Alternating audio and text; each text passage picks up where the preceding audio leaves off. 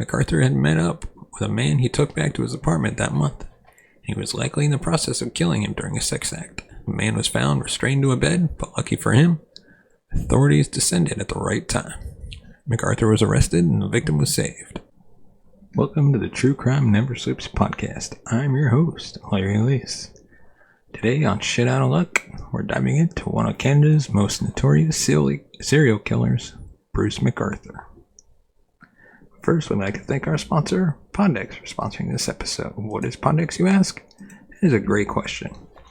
Poddex is the hottest new tool for podcasters looking to have more meaningful conversations or to gamify their podcast. You simply shuffle it up, ask a question, and let the content roll. Get yours today at poddex.com. Use the code Larry21 for 10% off your order. It's promo code Larry21 to save 10% off your order. And now let's dive into today's topic. One of Canada's most notorious serial killers is Bruce McArthur. Currently in prison and serving a life sentence for murdering 8 men, McArthur terrorized Toronto's gay community by targeting and killing gay men who frequented the gay village neighborhood of the city. Most of his victims were of Middle Eastern and South Asian descent, and they had not yet come out. Their sexuality was not known by their relatives. But from 2010 to 2017, McArthur apparently knew and hunted them down for it.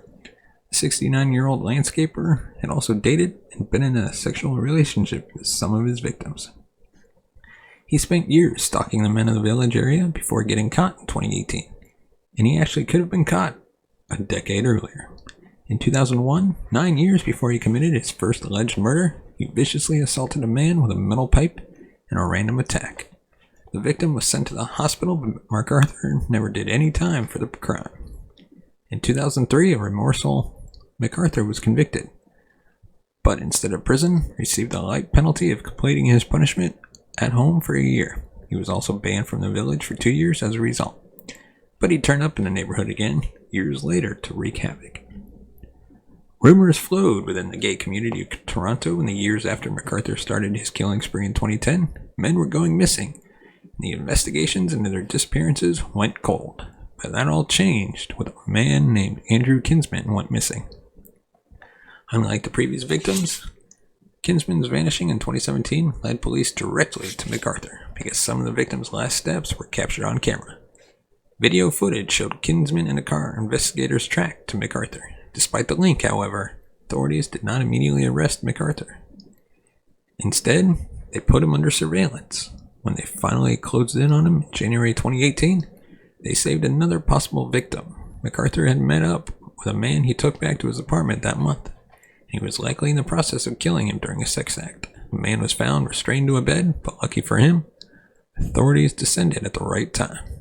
McArthur was arrested and the victim was saved. Police found dozens of pieces of damning evidence against McArthur, including thousands of pictures in his apartment. He was first charged with the 2017 murders of 2 men and later linked to 6 more from years earlier. He was indicted for the 8 murders and is now serving time. Due to the large gap from his first conviction to the murders he committed in the 2010s, many believe that he may have had more victims. And now for our Poddex segment, today's question is, are psychopaths born, created, or both, and why? I don't think they're born. I'm going to say they're created because of the environment that they're raised in. Like most, if their parents abuse them or their parental guardian abused them, I think that kind of influenced them to become psychopaths. And also just the environment that they were born into and experienced throughout their lives. But hey, let us know in the comments section below. Do you think psychopaths are born or created? Or both? Let us know. And as always, hit that like button. And please hit that subscribe button. And hit the bell notification button to be notified of future videos. If you want to support the show, you can buy us a coffee at buymeacoffee.com/TCNS. Thank you so much for watching and listening to this episode of the True Crime Never Sleeps podcast. And we will see you next time.